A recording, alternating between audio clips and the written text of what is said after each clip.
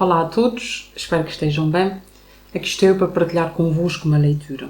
O meu nome é Malvina Sousa e neste espaço, quando os livros sussurram, partilharei convosco textos, excertos ou obras que de algum modo me sussurram algo e por isso acho que faz todo o sentido partilhar, na esperança que aconteça o mesmo convosco.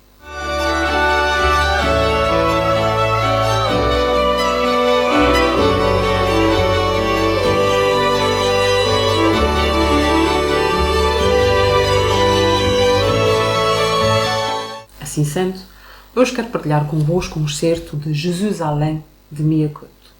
E começa assim.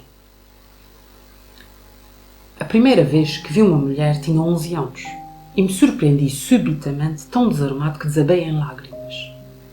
Eu vivia num ermo habitado apenas por 5 homens. Meu pai dera um nome ao lugarejo, simplesmente chamado assim, Jesus Além.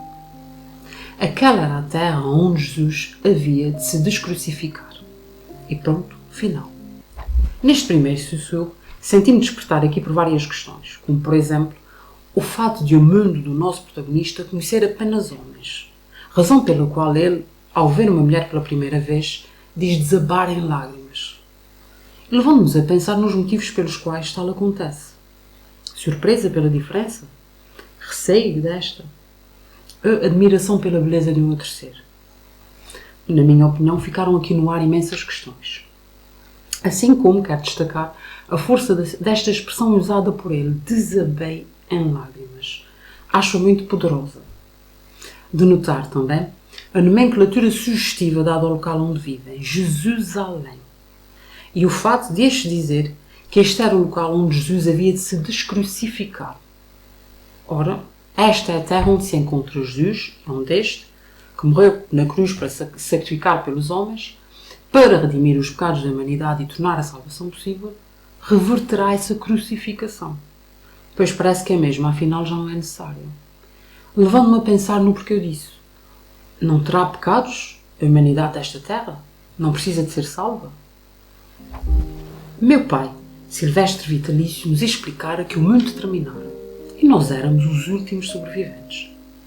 Depois do horizonte figuravam apenas territórios sem vida, que ele vagamente designava por lado de lá.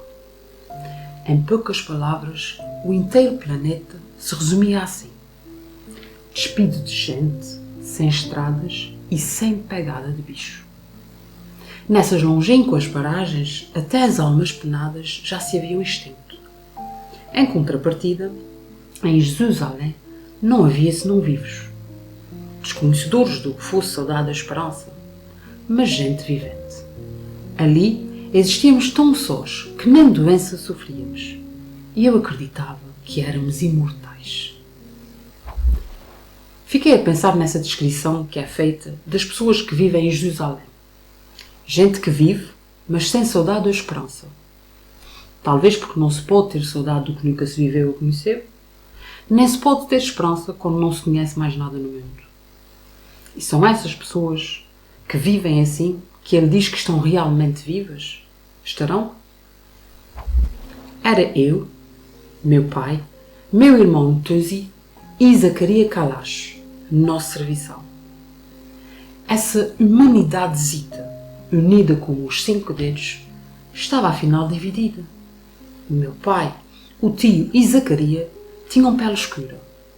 Eu e o Tuzi éramos igualmente negros, mas de pele mais clara. Somos de outra raça? Perguntei um dia. Meu pai respondeu: ninguém é de uma raça. As raças, disse ele, são fardas que vestimos. Talvez Silvestre tivesse razão, mas eu aprendi, tarde demais, que essa farda se cola, às vezes, à alma dos homens. Sublime aqui esta aparente referência à questão da raça, quando Silvestre quer dizer que as pessoas não têm raça e que a raça é uma farda que vestimos como se fosse uma pele apenas, mas que de resto não somos diferentes uns dos outros. E logo de seguida o protagonista nos diz, constantemente, que sabe pouco do mundo, mas confessa afinal ter notado essa diferença nos tons de pele. E, mais importante, que isso da raça faz diferença, já que a mesma, como ele diz, se cola à alma dos homens. Eis então aquilo que antes parecia aparente, é afinal um alerta importante para a questão da raça, das diferenças com que as mesmas são tratadas e das consequências que isso pode ter na vida de cada um. A família, a escola, os outros, todos elegem em nós uma centelha promissora, um território em que podemos brilhar. Uns nasceram para cantar, outros para dançar, outros nasceram simplesmente para serem outros. Eu nasci para estar calado. A minha única vocação é o silêncio. Foi o meu pai que me explicou. Tenho inclinação para não falar, um talento para apurar silêncios. Escreve bem, silêncios no plural. Sim, porque não há um único silêncio. E todo o silêncio é música em estado de gravidez. Quando me viam parado e recatado, no meu invisível recanto, eu não estava pasmado. Estava desempenhado, de alma e corpo ocupados. Tecia os delicados fios com que se fabrica a quietude. Eu era um afinador de silêncios. Os sussurros que aqui me surgiram perante esta parte do texto são muitos e diferentes. Em primeiro lugar, a referência àquilo que os outros esperam de nós e a forma como nós correspondemos ou não a essas aspirações. E se queremos ou não corresponder, é outra questão. Se vamos alimentar, dar continuidade a essa centelha promissora, se vamos ou não brilhar, ou se vamos simplesmente, como ele diz, ser outros. Depois, a referência à vocação dele, a do silêncio, a dos silêncios no plural, porque de facto cada silêncio é único e tem significados e sentidos diferentes. Depois ainda, a referência ao fato do silêncio ser música em estado de gravidez. A ausência de som pode ser música e é em crescendo, como se de uma gravidez se tratasse com evolução, diferenças, à medida que vai acontecendo. Para mim, esta frase é poesia pura. E, para concluir, a frase final, em que ele se reconhece como um afinador de silêncios, como alguém que procura, trabalha, melhora, afina os silêncios. Mais poesia. E tantos mais significados a explorar e para nos deixar a pensar e a afinar pensamentos. Antes de terminar, falemos um bocadinho de Mia Couto. Nasceu em Moçambique em 1955.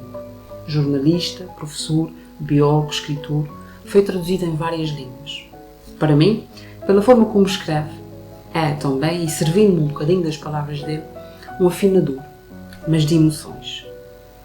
A aparente simplicidade da sua escrita, que contrasta com a profundidade da mesma, a forma como diz coisas tão fortes e que arrepiam com a maior das naturalidades, o modo como cria e inventa palavras com tanto significado e força, a forma poética como que escreve, são algumas das particularidades que mais me marcam na sua escrita e uma das razões pelas quais o escolhi para partilhar convosco. Espero que tenham gostado e despeço-me, prometendo voltar em breve para mais um momento de partilha. Até lá, peço-vos para estarem atentos, porque os livros sussurram.